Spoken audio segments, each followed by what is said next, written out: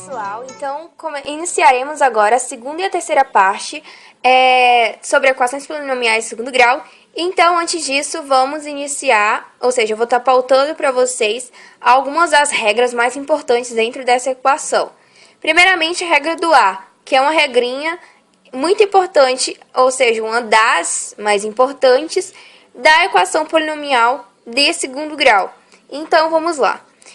Primeiramente, observe essa primeira equação aqui, essa primeira função quadrática. Então, essa primeira função tem como a proeza de ser positivo. Então, quando o A é positivo, ou seja, não tem nada na frente, quer dizer que ele é positivo. Então, quando ele não tem nada na frente, ele é positivo. E quando ele é positivo, ele é maior que zero. Como assim maior que zero?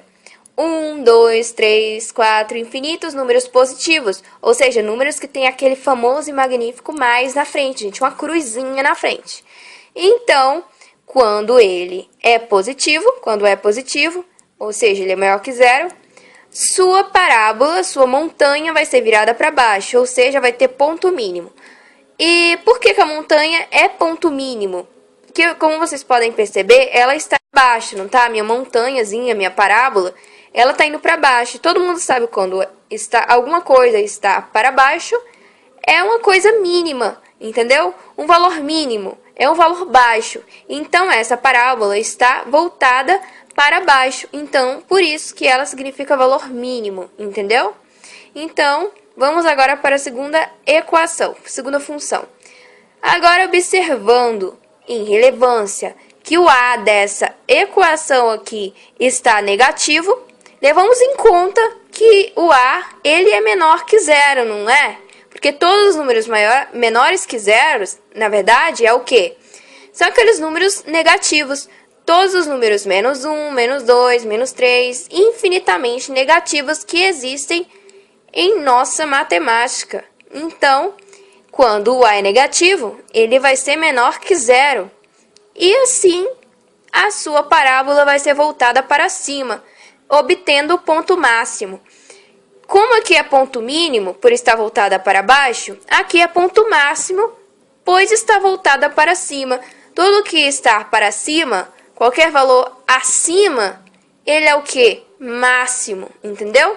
Então, leve isso para a sua vida. Tudo que está para cima é máximo, tudo que está para baixo é mínimo. Então, a mesma coisa acontece com as minhas parábolas ou montanhazinhas, como eu gosto de tratar dessas parábolas. Então, acho que deu para ter mais ou menos uma noção da importância do A na nossa vida, gente. Ele é o rei. Ele é o rei da cocada preta na nossa matemática e principalmente nas equações polinomiais de segundo grau, primeiro grau biquadradas, ou seja, nas equações em geral. Então, agora eu estarei passando outra regrinha para vocês, a segunda e última regrinha, que também é muito importante dentro da equação polinomial de segundo grau, que são as interpretações geométricas das raízes. Aí vocês se perguntam, como assim interpretação geométrica, gente? Gente, interpretação de formas, gente. O que são essas fórmulas? As formas com qual a minha parábola vai se estabilizar no meu gráfico. Então, vamos lá. A primeira opção na regra que eu tenho de interpretação geográfica. Quando delta é maior que zero, ele vai virar amigo do gráfico, ou seja, ele vai ter 2 pontos no gráfico. Ele vai virar amigo do gráfico, mas ele vai ter pontos diferentes, entendeu? Aos do gráfico, entendeu? Tipo assim, vamos fingir que a parábola ela é uma amiga inseparável do gráfico. Então, ela tem pontos diferentes, como qualquer pessoa tem de outra pessoa. Então, mesmo possuindo pontos nessa parábola, ou seja, de afinidade, que são os que tocam ele, eles vão ser diferentes, entendeu? Ou seja, quando delta é maior que zero, eles vão possuir pontos diferentes em cima de um gráfico, ou seja, vão ter 2 pontos mais diferentes, mas com diferentes valores.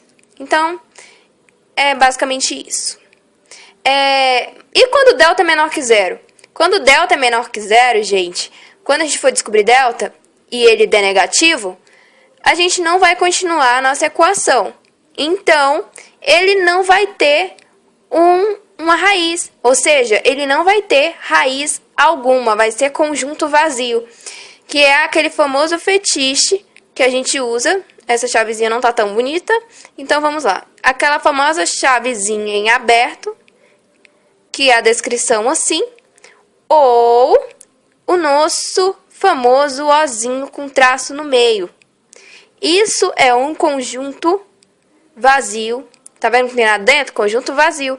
Isso que também representa o conjunto vazio. Essas duas formas representam os valores de delta menor que zero. Quando delta é menor que zero, ele não vai possuir raízes. A minha equação não vai ter raízes, então a minha parábola não toca aqui no gráfico. Por quê? Vamos interpretar de um modo diferente. Minha parábola não toca aqui no gráfico. Por quê, gente? O gráfico tem ebola e a minha parábola ela não quer pegar a doença, por isso que ela não toca, entendeu? Porque o gráfico possui pontos negativos, que é a doença do ebola, por isso que ele não o toca.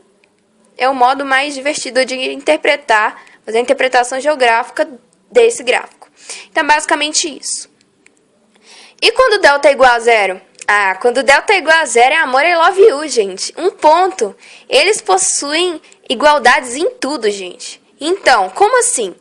Quando delta é igual a zero, ele vai ter dois resultados iguais. Ou seja, se o resultado de x1, por exemplo, for 1, o resultado de x2 vai ser 1.